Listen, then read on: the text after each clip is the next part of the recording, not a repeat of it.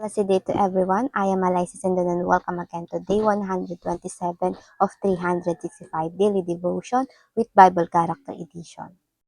And today is April 6, 2026 at yung character na pag-uusapan natin ay patungkol pa rin kay David. So this time hindi pa siya king and ito yung time na kinaharap niya si Goliath. Yung ito nga si Goliath, walang Israel ang gustong tumapat sa kanya dahil nga isa siyang higante at malakas sila. So etong verse natin for today or scripture natin ngayong araw ay matatagpuan natin sa 1 Samuel chapter 17 verse 34 to 36. And it says, "But David said to Saul, Your servant has been keeping his father's sheep when a lion on a bear came and carried off a sheep from the flock." So dito, nagvo-volunteer si David na siya yung tatapos o tatalo dito, haharap dito kay Goliath kasi nga walang Israel ang gustong lumaban. I went after it, struck it, and rescued the sheep from its mouth. When it turned on me, I seized it by its hair, struck it, and killed it. Your servant has killed both the lion and the bear. This uncircumcised Philistine will be like one of them, sabi yun ni David, because he has defied the armies of the living God. And now para naman sa ating katuruan, Number 1, God trains His people in hidden places. Itong si David, isa lang siyang hamak na nagpapastol, shepherd siya. Behind the scene, meron palang tinitrain ang Diyos. At noong mga panahon ng digmaan sa Palestine at Israel, daming gulo. Pero ang Diyos, meron palang tinitrain behind the scene. No one knows si David, a shepherd man, will become a giant slayer and a king. And ito nga training ground niya yung pagpapastol. Ito nga yung pagpatay niya sa lion at also causing him to putting all his trust to the Lord. Ito nga nung nagpapastol kasi siya ay maraming nagiging kaaway.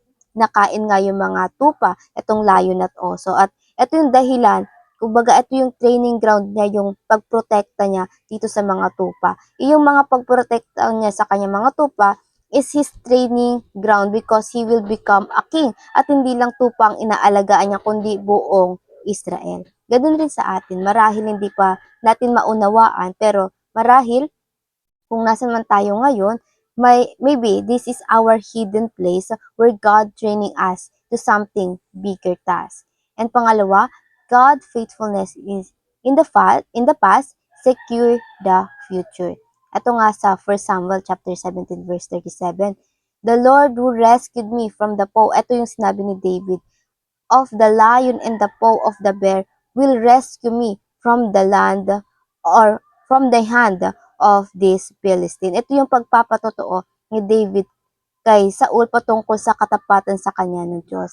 Kaya si David may katapangan siya na hindi nagmumula sa sarili, kundi katapangan na nagmumula sa Diyos.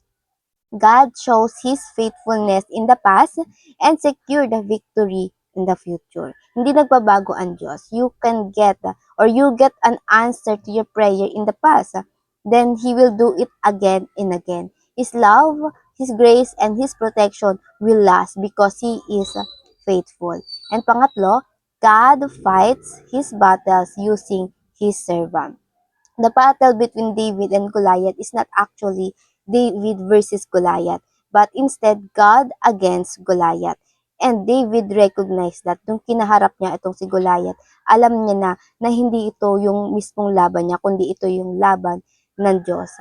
Gamit siya. Ito nga sa 1 Samuel chapter 17 verse 42. Ito yung sinabi ni David nung kaharap niya yung kalaban. All those gathered here will know that it is not by sword or spear that the Lord save. Hindi sa pamagitan ng espada o sibat mananalo ang Diyos o nagliligtas ang Diyos. For the battle is the Lord's and He will give all of you into our hands. Kaya always remember, the faith David shows doon sa battle na yon. In our life, in our battle, remember it is not actually our battle but to our God. At hindi tayo hahayaan ng Diyos lubaban nang gamit lang ang ating mga sariling lakas. Why? Why God doing that? because He doesn't want us to brag ourselves.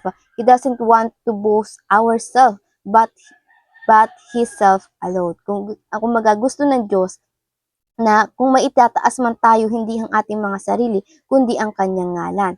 God always extended His arm upang abutin tayo, upang protektahan tayo at bigyan tayong lakas. Kaya bawat laban at tagumpay natin, boast the Lord your God who faced the battle before you. And now, para naman sa ating application, and paano ba natin ito may apply sa ating mga buhay? Number 1, train in hidden places, not on the public stages. Hindi mo kailangan mapansin ng bawat tao. Ang kailangan mo matrain kung saan ka man nilagay ng Diyos ngayon. Marahil doon ka mag-grow, doon ka lalago.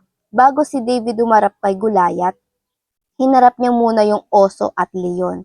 At ganun rin sa ating mga buhay. Hindi pa naman natin maunawaan, pero dito mas maiyahayag natin ang tiwala natin sa Diyos. You don't know what's ahead of you. You don't know what is the training all about, but you know your God is in control, who plans everything beautifully in time. Kung ano man kinakaharap natin ngayon, mag-cultivate tayo doon, dapat mag-grow tayo doon, dapat matuto tayo doon, kahit gano'ng kahirap, dahil perhaps that is our training ground na binibigay sa atin ng Diyos for something bigger in future.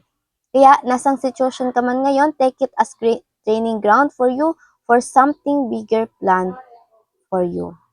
And pangalawa, always look back on God's faithfulness to move forward. Thinking about future might give us fear because it shows unknown. Di natin alam eh. This give us feel anxious. But always remember to always look back where God always shows His faithfulness, kung paano tayo tinutulungan ng Diyos. Not looking back to reminisce, but looking back on how God providing you all of your needs, keeping you safe, and answering your prayer on time. And this will help you to move forward, trusting not yourself, but God's grace every day. And lastly, God never changed yung Diyos na naging tapat sa mga tao sa Biblia, ganun rin ang Diyos na magiging tapat at palaging tapat sa atin. His testimony in the Bible never changed. And pangatlo, fight God's battles with His strength and His resources. The battle belongs to the Lord. The battle is the Lord. Ang hamon ng buhay, ang laban ng buhay ay laban ng Diyos at hindi sa atin. Ginagamit lamang niya tayo. Hindi natin ito laban, gagamitin natin ang Diyos, kundi vice versa. Laban ito ng Diyos at tayo ang gagamitin niya. Kaya pag nagtagumpay tayo, tatagumpay, hindi natin dapat binuboast again yung ating sarili dahil sa lakas natin, hindi natin ginagamit yung lakas natin, kundi yung lakas ng Diyos na dumadaloy sa atin or binigay niya sa atin. At ayun lang po for our application. Now, para naman sa ating reflection, what is the importance of being faithful in small things as preparation for greater responsibility? At bago tayo magtapos, let's have a short closing prayer and let's pray. Our Father in heaven, we thank you and we glorify you for today's devotion na muli, Panginoon. Ipinapalakas mo kami, Panginoon, mula sa iyong mga salita. Panginoon, salamat sa pagtitiwala na binigay mo sa amin, Panginoon, at siyang ibabalik namin sa inyo, Panginoon.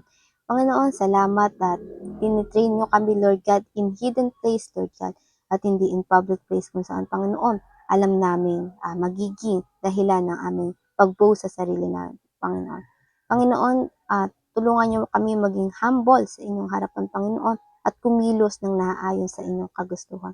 Panginoon, maraming salamat sa mga biyaya at pagtulong niyo sa amin, Panginoon. Lagi nawa kayong dakilain ng bawat tao sa aming buhay. Manguna ka at magliwanag sa aming daan, Panginoon. At ayun lamang po, protektahan niyo kami sa bawat pagsubok, Panginoon. In Jesus' name we pray. Amen and amen and amen. At ayun lang po, I hope marami tayong natutunan at matututunan pa. And I pray na sama-sama sana tayong lumago para sa Panginoon. See you again tomorrow for our devotion. Have a nice day ahead and God bless.